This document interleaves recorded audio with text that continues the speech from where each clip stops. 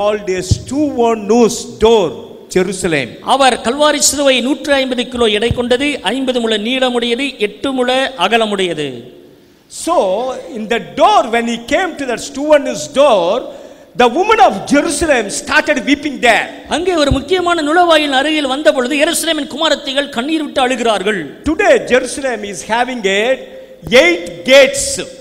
இன்றைக்கும் எருசலேமிலே 8 நுழைவாயில்கள் உள்ளன. Out of that 7 gates are open and one is closed, that is the golden gate. ஒரு நுழைவாயில் 7 நுழைவாயில்கள் திறக்கப்பட்டிருக்கிறது, ஒரே ஒரு நுழைவாயில் அது தங்க நுழைவாயில் அது அடைக்கப்பட்டிருக்கிறது. So now Jesus time Jerusalem had 22 gates. இயேசுவின் நாட்களிலே எருசலேமிலே 22 நுழைவாயில்கள் இருந்தன. Pontius Pilate had a pity on Jesus and he did not prescribe the long route. He prescribed hardly 800 meters this gate. பொந்தி பிலாத்து இயேசுவின் மேல் இரக்கமுடையவனாக ரொம்ப தூரம் சிலுவை சுமந்து சுற்றி கொண்டு போகாத படிக்கு 800 meters distance to this gate to Calvary. When you come to this gate, Calvary starts. Calvary 880 metre நீளமுடைய அந்த வழியின் வழியாக கல்வாரி மலைக்கு செல்வதற்கு அவன் கட்டளையிட்டான். So this gate, if the Calvary is this one, this is the city, this is the outside this one, the gate is here. It's called as two-nose gate. two-nose நுழைவாயில் என்று சொல்லி அழைக்கப்படுகிற அந்த நுழைவாயில் இருந்து அந்த பட்டணத்துக்கு வெளியே புறம்பே இருக்கிற கல்வாரி மலைக்கு செல்ல வேண்டும். Our Lord came fortress of Antonia. From this he carried his cross and came here. The women of Jerusalem started weeping for him. ஆண்டவராக இயேசு கிறிஸ்து மேல் இந்த பகுதியிலிருந்து அந்த நுழைவாயிலுக்கு வரும் பொழுதுதான் எருசலேமின் குமாரத்திகள் கண்ணீர் விட்டு அழுதார்கள். Then he says, you women of Jerusalem, read sister. திரள் கூட்டமான ஜனங்களும் அவருக்காக புலம்பி அழுகிற ஸ்திரீகளும் அவருக்கு பின் சென்றார்கள். இயேசு அவர்கள் முகமாய் திரும்பி, எருசலேமின் குமாரத்திகளே, நீங்கள் எனக்காக அழாமல் உங்களுக்காகவும் உங்கள் பிள்ளைகளுக்காகவும் அழுங்கள். இதோ மலடிகள் பாக்கியவதிகள் என்றும் பிள்ளை பெறாத கற்பங்களும் பால் கொடாத முலைகளும் பாக்கியமுள்ளவைகள் என்றும் சொல்லப்படும் நாட்கள் வரும். அப்பொழுது மலைகளை நோக்கி எங்கள் மேல் விழுங்கள் என்றும் குன்றுகளை நோக்கி எங்களை மறைத்துக் கொள்ளுங்கள் என்றும் சொல்ல தொடங்குவார்கள். பச்சை மரத்துக்கு இவைகளை செய்தால் பட்ட மரத்துக்கு என்ன செய்ய மாட்டார்கள் என்றார். This is the last prophecy, 5th time our Lord spoke just half an hour before his death. இயேசு மரிப்பதற்கு அரை மணி நேரத்திற்கு முன்பதாக எருசலேமின் அழிவை குறித்து சொல்லப்பட்ட தீர்க்கதரிசனம் இதுதான்.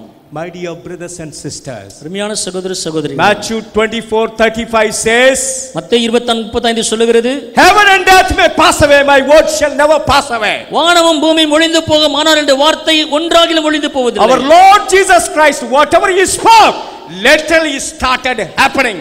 ஆண்டவராக இயேசு கிறிஸ்து வாயை திறந்து என்னவெல்லாம் பேசினாரோ அப்படியே நிறைவேறியது. We are so blessed people to have such a living God as our savior. ஜீவனுள்ள தேவனை நாம் தெய்வமாக இரட்சகராக கொண்டிருக்கிற நாம் மிகவும் பாக்கியவான்களாய் பாக்கியவதிகளாய் இருக்கிறோம். Actually about this Jerusalem Israel subject, every day I preach 7 hours for 6 days. In direct Telugu, in translation means I need 12 days. Every day 7 hours anyway. Tomorrow we will continue how our Lord's word literally fulfilled, how this destroyed Jerusalem, destroyed temple, destroyed. After that what happened up to the modern times, we will talk tomorrow. Hallelujah, amen. பொதுவாக நான் 7 நாட்கள் 7 மணி நேரம் ஒவ்வொரு நாளைக்கும் 6 நாட்கள் எருசலேம் இஸ்ரவேலை குறித்து நான் பேசுவேன். ஆனால் இப்பொழுது நமக்கு நேரம் குறைவாக இருக்கிறபடினாலே மீதியுள்ள காரியங்களை நாளை தினத்திலே பேசி முடிக்கிறேன். ஆமென், ஆமென், ஹல்லேலூயா. போதகர் விக்டர் ஞானராஜ் எழுதிய உங்களுக்கு தெய்வீக சுகம் என்னும் புத்தகம் வேண்டுவோர் எங்களை தொடர்பு கொள்ளவும்.